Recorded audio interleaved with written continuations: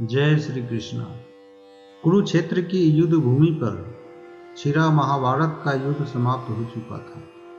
परिणाम स्वरूप पांडवों और कौरवों के सैनिकों ने युद्ध भूमि में शरीर त्याग कर अपनी यथा योग गतियां प्राप्त की। भीम की गदा से खंडित जंघाओं के साथ दुर्योधन मरणासन भूमि पर पड़ा था और द्रोण पुत्र अश्वत्थामा ने द्रौपदी के पुत्रों की सोते समय निर्मम हत्या कर दी थी। मूर्खतावश वह सोच रहा था कि उसने पांडवों की हत्या की है और प्रसन्नतापूर्वक उसने उनके कटे हुए सिर दुर्योधन को उपहार स्वरूप भेंट कर दिया।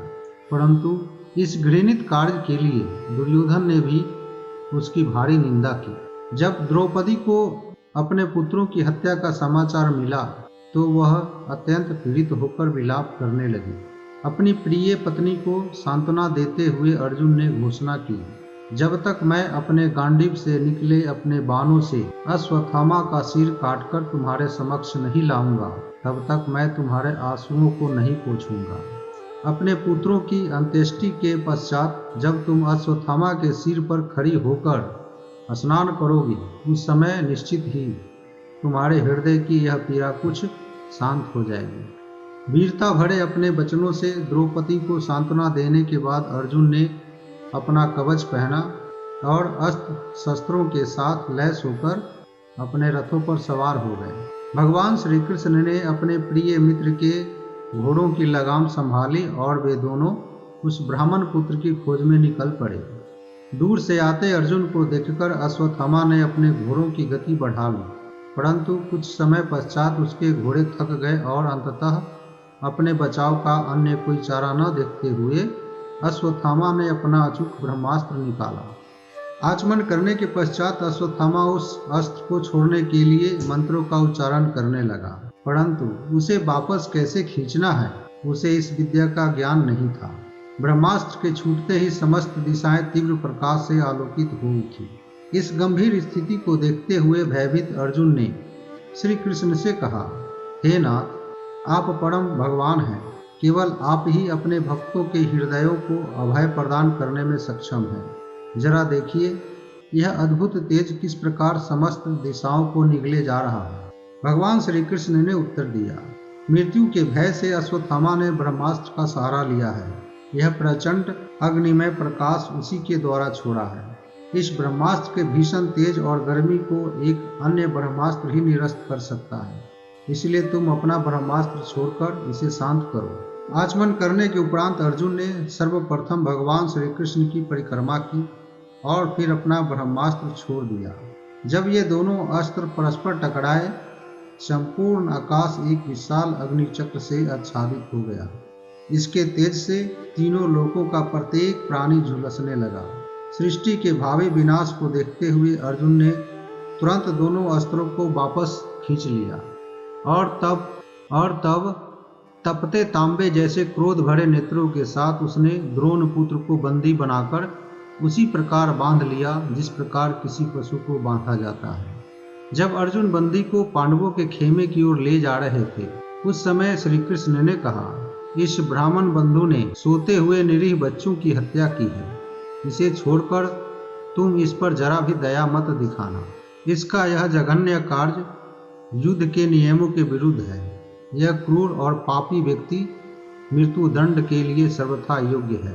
इसकी हत्या से उसका कल्याण होगा, क्योंकि यदि इसे अभी दंड नहीं मिला तो इसे अपने पापों के लिए नरक की यातनाएं झेलनी पड़ेगी। श्री कृष्ण ने आगे कहा, हे अर्जुन, स्मरण रखो कि तुमने द्रौपदी को वचन दिया है कि तुम अपने परिजनों के हत्यारे का वध करोगे। यद्यपि श्री कृष्ण अर्जुन की परीक्षा ले रहे थे, अर्जुन अश्वत्थामा को मारना नहीं चाहते थे।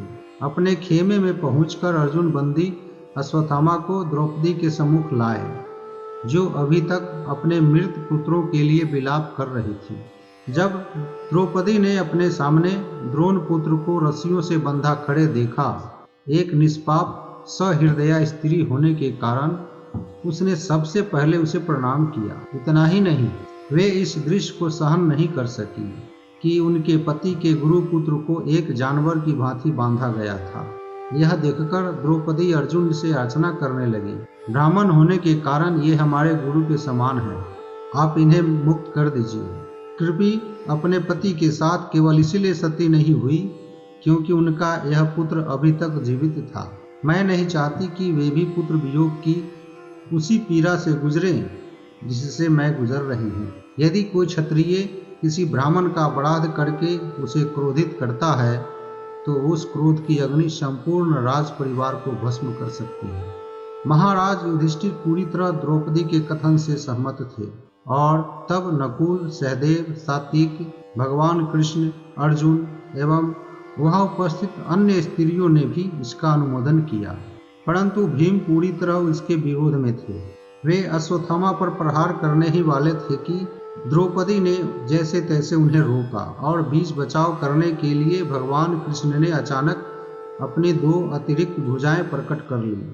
अर्जुन के उलझन भरे चेहरे को देखकर भगवान श्री कृष्ण ने मुस्कुराते हुए कहा, एक ब्राह्मण बंधु पर शारीरिक रूप से प्रहार नहीं करना चाहिए, परंतु यदि वह आतताई बन जाता है तो निश्चित ही उसकी हत्या की जानी चाहिए। अर्जुन, तुम्हें द्रौपदी को दिया अपना वचन निभाना है और साथ ही शास्त्रों के इस निर्देश का भी पालन करना है। इतना ही नहीं, तुम्हें इस प्रकार कार्य करना है कि भीम और मैं दोनों संतुष्ट हो जाएं। यद्यपि श्री कृष्ण के वचन विरोधाभासी थे, अर्जुन उनके मनोभाव को समझ गए और अपनी तलवार से अश्वत्थामा के मस्तक पर लगी मणि तथा उसके सिर के बाल दोनों निकाल दिए। अपने जघन्य कार्य के कारण अश्वत्थामा पहले ही निस्तेज हो चुका था और अब अपनी इस मणि के खो जाने से उसकी शक्ति भी जाती रही। तब अश्वत्थामा को खोलकर पांडवों के खेमे से बाहर निकाल दिया गया और उस जैसे महान योद्धा के लिए यह अपमान मृत्यु से भी बदतर था। इसके पश्चात पांडव और कुरुगण अपने दिवंगत संबंधियों की आत्माओं को तिलांजलि देने के लिए गंगा तट पर गए। इन अनुष्ठानों से निवृत्त होने के बाद वे शोकातुर हो नदी तट पर ही बैठ गए। उस समय भगवान श्री कृष्ण एवं अन्य महान ऋषियों ने आध्यात्मिक शिक्षाओं के माध्यम से उन सबको सांत्वना देने का प्रयास किया। कुछ समय पश्चात भगवान श्री कृष्ण ने महाराज युधिष्ठिर से 3 अश्वमेध यज्ञ संपन्न करवाए। सारे कार्य समाप्त हो जाने पर श्री कृष्ण कुछ समय के लिए हस्तिनापुर में ठहरे और फिर उन्होंने अन्य यादवों के साथ वहां से द्वारिका के लिए प्रस्थान करने का निश्चय किया। उस समय श्री व्यासदेव सहित अन्य महान ब्राह्मणों ने उनकी पूजा की, परंतु भगवान श्री कृष्ण अपने रथ पर आसीन हुए ही थे कि अत्यंत भयावह स्थिति में क्रंदन करती हुई उत्तरा वहां पहुंची। हे देवाधिदेव, कृपया मेरी रक्षा कीजिए। एक आग्नेय बाण अत्यंत तीव्रता से मेरी ओर आ रहा है। यदि यह आपकी इच्छा है कि मैं भस्म हो जाऊं तो मुझे कोई आपत्ति नहीं है, परंतु कृपया मेरे गर्भ को नष्ट होने से बचाइए। भगवान श्री कृष्ण समझ गए कि वह ब्रह्मास्त्र अश्वत्थामा ने पांडवों के अंतिम वंशज को मारने के लिए छोड़ा है। सभी पांडवों ने तुरंत अपने अस्त्र शस्त्र उठा लिए, परंतु भगवान श्री कृष्ण जानते थे कि अश्वत्थामा के अस्त्र को निरस्त्र करने के लिए बहुत कम समय है और स्थिति अत्यंत नाजुक है। यद्यपि श्री कृष्ण ने अस्त्र शस्त्र नहीं उठाने की प्रतिज्ञा ली थी, अब उन्होंने अपनी प्रतिज्ञा की परवाह न करते हुए अपने भक्त वत्सल नाम को सार्थक करने के लिए तुरंत अपने सुदर्शन चक्र का आवाहन किया। अत्यंत छोटा रूप लेकर वे उत्तरा के गर्भ में प्रविष्ट हुए और अपनी अद्भुत शक्ति से उसे आच्छादित करते हुए अश्वत्थामा के अस्त्र को निरस्त कर दिया। उसके पश्चात जब वे द्वारका जाने के लिए तैयार हुए तो श्रीमती कुंती देवी अपने 5 पुत्रों के साथ उनके पास आई और उनकी सुंदर प्रार्थनाएं करने लगी। कुंती देवी ने कहा, हे श्री कृष्ण, आप आदि पुरुष हो और भौतिक गुणों के प्रभाव से पूरी तरह परे हो। मैं आपको प्रणाम करती हूँ। जिस प्रकार मंच पर अभिनय करने वाले नट को पहचाना नहीं जा सकता है, उसी प्रकार आप भौतिक इंद्रियों की पहुंच से परे हो और आपको केवल वे भक्त एवं अध्यात्मवादी ही समझ सकते हैं जो पूरी तरह भौतिक कलमश से शुद्ध हो चुके हैं। फिर भला मुझ जैसी अबला के लिए आपको सही सही समझना किस प्रकार संभव है। हे भगवान, आपकी नाभि कमल पुष्प के समान सुंदर है। आप सदैव कमल पुष्पों की माला से सुसज्जित रहते हैं। आपके नेत्र कमल पुष्प के समान शीतलता प्रदान करते हैं तथा आपके चरण कमल पुष्पों से अंकित है। मैं आपको नमन करती हूँ। आपने अनेक भयावह स्थितियों से मेरे पुत्रों की रक्षा की है और अभी अभी आपने हमें अश्वत्थामा के ब्रह्मास्त्र से भी बचाया है। परंतु मेरी तो यही इच्छा है कि हमारे ऊपर ये सब विपदाएं बार बार आए, जिसमें हमें बार बार आपका दर्शन प्राप्त हो सके, क्योंकि आपके दर्शन का अर्थ है कि हमें फिर से जन्म मृत्यु का दर्शन नहीं करना पड़ेगा। हे नाथ, जब आप एक मनुष्य रूप में लीलाएं करते हैं तो उस समय आपके कार्य अत्यंत भ्रामक होते हैं। यद्यपि आपको देखकर स्वयं भय भी भयभीत रहता है, परंतु आप माता यशोदा के हाथों में छड़ी और आपको बांधने के लिए लाई गई रस्सी को देखकर आप भयभीत हो जाते हैं। निश्चित ही यह हमें भ्रम में डाल देता है। हे स्वामी, आपने अपना मिशन पूरा कर लिया है और सबसे महत्वपूर्ण यह है कि आपने अपने रूप के विषय में समस्त भ्रामक दर्शनों एवं सिद्धांतों को खंड खंड कर दिया है। आपने ऐसी अद्भुत लीलाएं की है जिनका हम निरंतर श्रवण एवं कीर्तन कर सकते हैं। हम पूरी तरह से आपकी कृपा पर अवलंबित हैं। फिर भी क्या आप हमें छोड़कर चले जाएंगे? आपकी सर्वमंगलमयी उपस्थिति के बिना यहाँ सब कुछ असार और निरर्थक रह जाएगा, क्योंकि यहाँ दिखने वाले समस्त ऐश्वर्य केवल आपकी कृपा भरे दृष्टिपात के कारण ही है। हमारा साम्राज्य इसलिए सुंदर दिखाई देता है क्योंकि यह आपके चरण कमलों के चिन्हों से अंकित है। इसलिए जब आप यहाँ से चले जाएंगे तो यह साम्राज्य फिर ऐसा नहीं दिखाई देगा। मैं आपसे निवेदन करती हूँ कि आप मेरे पुत्रों तथा वृष्णिवंशियों के प्रति मेरी आसक्ति को काट दीजिए, जिससे मेरा मन एकाग्र हो उसी प्रकार आपकी ओर आकर्षित होता रहे जिस प्रकार गंगा का प्रवाह निरंतर समुद्र की ओर बहता है। श्रीमती कुंती की प्रार्थनाएं सुनकर भगवान श्री कृष्ण मंद मंद मुस्कुराने लगे और वह मुस्कुराहट उनकी योग शक्ति के समान ही मंत्रमुग्ध करने वाली थी। तब भगवान ने अन्य स्त्रियों को अपने प्रस्थान का समाचार देने के लिए हस्तिनापुर के महल में प्रवेश किया।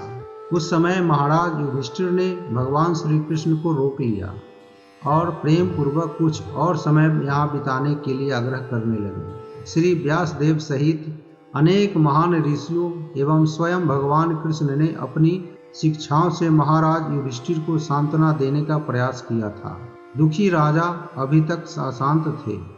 अपने मित्रों एवं संबंधियों की मृत्यु से विहल युधिष्ठिर एक साधारण भौतिकवादी व्यक्ति के समान शोक कर रहे थे। राजा ने शोक करते हुए कहा, ओह, मैंने स्वयं कितनी दयनीय नियति को आमंत्रित किया है। मुझसे अधिक पापी इस संसार में और कौन होगा।